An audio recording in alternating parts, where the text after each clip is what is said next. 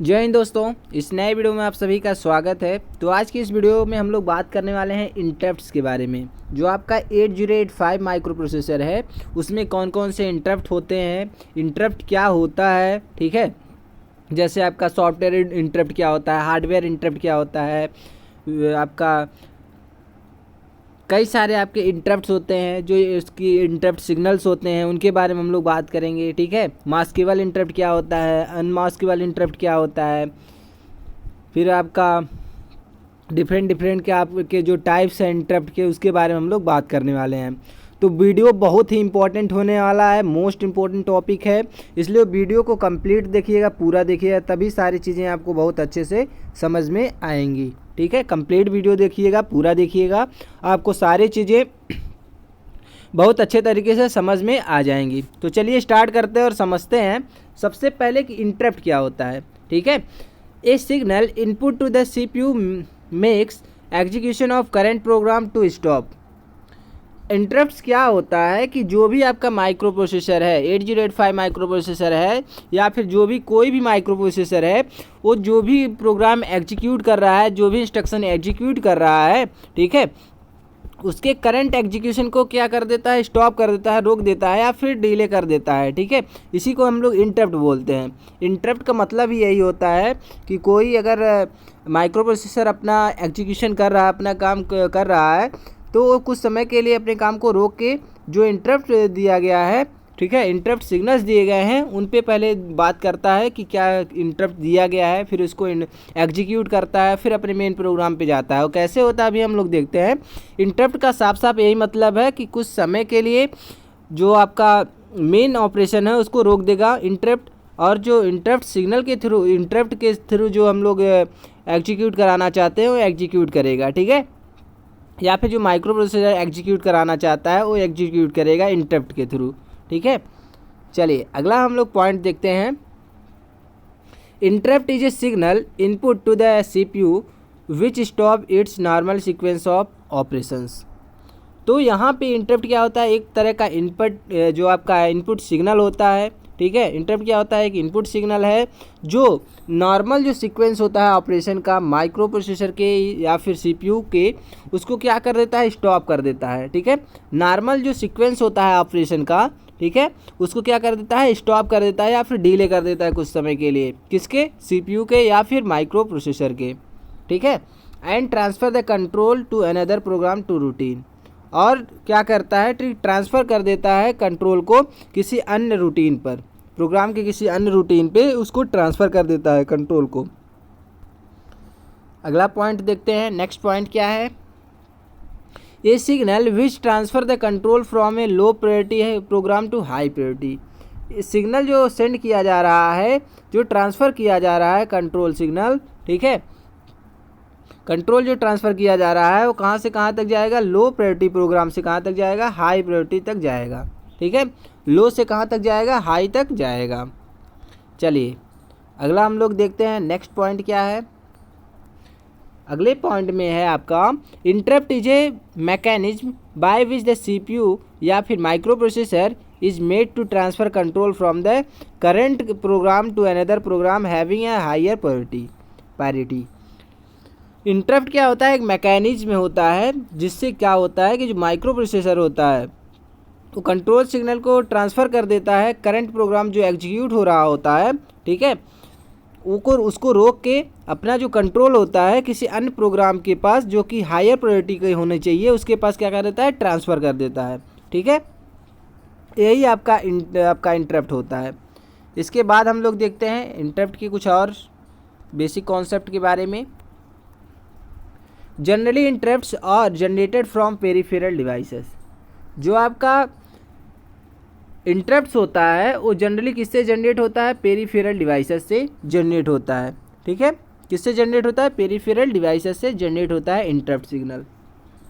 Next point क्या है, the program और routine that the executed after the interrupt is called interrupt service routine. इस बात को हमेशा याद रखिएगा, इसका फुल फॉर्म होता है, ISR का फुल फॉर्म होता है इंटरप्ट सर्विस रूटीन। ये वर्ड अभी आएगा कई बार, तो आप लोग समझ जाइएगा कि इसका मतलब क्या है, इंटरप्ट सर्विस रूटीन है, ISR, ठीक है। ISR का फुल फॉर्म क्या है, इंटरप्ट सर्विस रूटीन। तो यहाँ का जो प्रोग्राम होगा या फिर जो रूटीन होगा, एग्जीक्यूट होने के बाद जो इंटरप्ट दे दिया गया है, ठीक है, इंटरप्ट देने के बाद जो एग्जीक्यूट होगा प्रोग्राम या फिर रूटीन, वो कहाँ पे जाएगा, उसको हम लोग क्या कहेंगे, इंटरप्ट सर्विस रूटीन कहेंगे, ISR कहेंगे। कब, जब इंटरप्ट सिग्नल दे दिया गया है कि जो प्रोग्राम का जो आपका माइक्रो प्रोसेसर है वो चला गया था कहाँ पे, उसको इंटरप्ट देने के बाद चला जाएगा कहाँ पे, ISR पे, इंटरप्ट सर्विस रूटीन पे चला जाएगा। ठीक है, यहाँ पे देखिए, मान लेते हैं आपका कोई मेन प्रोग्राम है, ठीक है, ये आपका क्या है, आपका माइक्रो प्रोसेसर है, ये क्या कर रहा है, अपना काम कर रहा है, अपना जो भी इंस्ट्रक्शन है उसको एग्जीक्यूट कर रहा है। तो इसमें क्या होता है, जैसे हम लोग कोई देते हैं इंटरप्ट, तो यहाँ से क्या होता है, इसका जो एड्रेस होता है वो किसी एक पर्टिकुलर दूसरे एड्रेस पे चला जाता है, दूसरे रूटीन पे चला जाता है। इसी रूटीन को हम लोग बोलते हैं इंटरप्ट सर्विस रूटीन, ISR। ठीक है, और यहाँ का जो एड्रेस होता है उसको हम लोग बोलते हैं इंटरप्ट वेक्टर एड्रेस, IVA। ठीक है, IVA को भी आप लोग याद कीजिएगा, इंटरप्ट वेक्टर एड्रेस होता है। तो यहाँ से जो मेन प्रोग्राम है अपना एग्जीक्यूशन यहाँ पे स्टॉप करता है, और जैसे इसको इंटरप्ट देते हैं और कहाँ पे चला जाता है मेन प्रोग्राम, तो ISR पे चला जाता है, जिसका एड्रेस होता है IVA। ठीक है ना, आपको समझ में आया होगा कि इंटरप्ट क्या क्या काम होता है। चलिए अगला पॉइंट हम लोग देखते हैं, the transfer of control from main program to ISR is performed by generating call signal.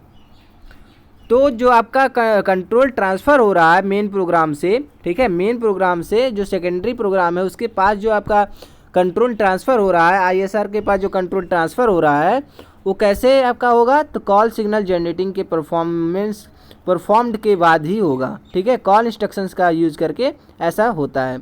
After the executions of ISR the control must return to the original program. अपना काम करने के बाद, ठीक है, जैसे इसको इंटरप्ट मिल गया वो चला गया ISR पे भी एग्जीक्यूशन कंप्लीट हुआ, उसके बाद जो कंट्रोल होगा फिर से कहाँ से रिटर्न, फिर से चला जाएगा आपका जो आपका मेन प्रोग्राम है, जो ओरिजिनल प्रोग्राम है उसके पास। किसके थ्रू, तो रिटर्न इंस्ट्रक्शन होता है, इसके थ्रू चला जाएगा फिर से मेन प्रोग्राम के पास। ठीक है, इसका कंट्रोल जैसे आप इस फिगर से समझिए, आपको बहुत अच्छे से क्लियर हो जाएगा सारी चीज़ें। यहाँ पे देखिए मैंने एक फिगर बना के रखा है, ये मान लेते हैं आपका मेन प्रोग्राम है। ठीक है, मेन प्रोग्राम है, इसको हम लोग क्या दे देते हैं, इंटरप्ट दे देते हैं। मेन प्रोग्राम अपना काम कर रहा था, इसको इंटरप्ट मिला, ये अपने मेन प्रोग्राम को जो इसका एग्जीक्यूशन हो रहा था मेन प्रोग्राम में उसको स्टॉप किया, और यहाँ से जो इंटरप्ट मिला उसके लिए वो चला गया कहाँ पे, ISR पे। ठीक है, ISR पे क्या हुआ, यहाँ पे एग्जीक्यूशन हुआ इंटरप्ट मिलने के बाद, फिर से यहाँ से फिर से इसको ज़रूरत होगी कि कहाँ पे जाने के लिए, मेन प्रोग्राम पे। तो मेन प्रोग्राम पे जाने के लिए हम लोग के जो आपका माइक्रो प्रोसेसर है वो यूज करता है रिटर्न इंस्ट्रक्शंस का। ठीक है, रिटर्न इंस्ट्रक्शंस का यूज करेगा और फिर से कहाँ चला जाएगा, मेन प्रोग्राम के पास चला जाएगा, और मेन प्रोग्राम फिर से क्या होने लगेगा, एग्जीक्यूट होने लगेगा। यही इसका प्रोसेस होता है। पहला प्रोसेस ये है आपका मेन प्रोग्राम, फिर आपका इंटरप्ट दिया जाता है, तो सेकेंड प्रोसेस चला आता है ISR पे, थर्ड होता है आपका A प्रोसेस, और फोर्थ होता है आपका A प्रोसेस। इस तरह से सारा प्रोसेस होता है। ठीक है, चलिए नेक्स्ट हम लोग देखते हैं अगला point, 8085 micro processor has 5 interrupt input. इसमें आपको देखने को मिलेगा जो आपका 8085 माइक्रो प्रोसेसर होता है उसमें 6 आपके इंटरप्ट्स होते हैं, जिसमें से आपका जो 5 होता है वो इनपुट इंटरप्ट होता है, और जो छठा होता है वो आपका आउटपुट इंटरप्ट होता है, जिसको INTA बोलते हैं। ठीक है, इंटरप्ट एक्नॉलेज बोलते हैं, ये आपका आउटपुट होता है। ठीक है, आउटपुट इंटरप्ट होता है। तो इनपुट इंटरप्ट की बात करें तो 8085 माइक्रो प्रोसेसर में आपका 5 इंटरप्ट इनपुट होता है। कौन कौन सा है आपका, जैसे आपका ट्रैप हुआ, RST 7.5, RST 6.5, RST 5.5 और INTR, ये पांचों जो है आपका इनपुट इंटरप्ट है।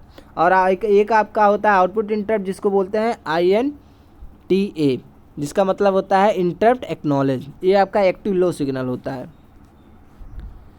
चलिए नेक्स्ट हम लोग देखते हैं अगला point, INTR is interrupt request signal has the lowest priority and can be activated और डीएक्टिवेटेड बाय यूजिंग EI और DI इंस्ट्रक्शंस। तो INTR जो इंस्ट्रक्शंस होता है वो क्या होता है आपका इंटरप्ट रिक्वेस्ट होता है, ठीक है।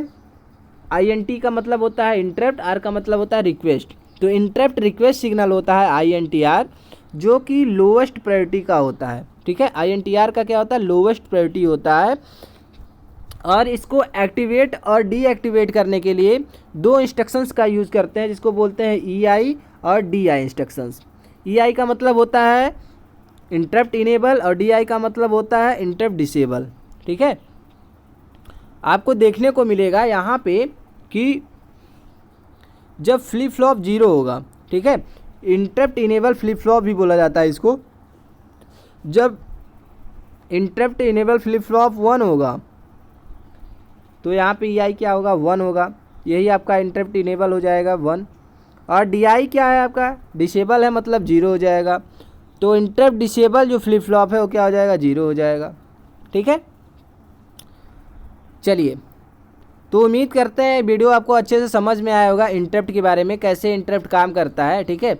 वीडियो बहुत ही लेंदी हो सकता है, इसलिए मैं सोच रहा हूँ कि इसके जो क्लासिफिकेशन है, जो इंटरप्ट का कितने कितने टाइप्स के होते हैं, मास्केबल इंटरप्ट क्या होता है, नॉन मास्केबल क्या होता है, सॉफ्टवेयर क्या होता है, हार्डवेयर इंटरप्ट क्या होता है, ठीक है, ये सारे आपके नेक्स्ट वीडियो में मैं कवर करता हूँ, ठीक है। क्योंकि वीडियो बहुत ही लेंदी हो सकता है, इसलिए मैं सोच रहा हूँ इस वीडियो को थोड़ा सा यहीं पे रोकते हैं। तो उम्मीद करते हैं इंटरप्ट के बारे में आपको अच्छे से समझ में आया होगा। नेक्स्ट वीडियो में सारे टॉपिक्स को कवर किया जाएगा, ठीक है। चलिए, तो मिलते हैं नेक्स्ट वीडियो में। जय हिंद।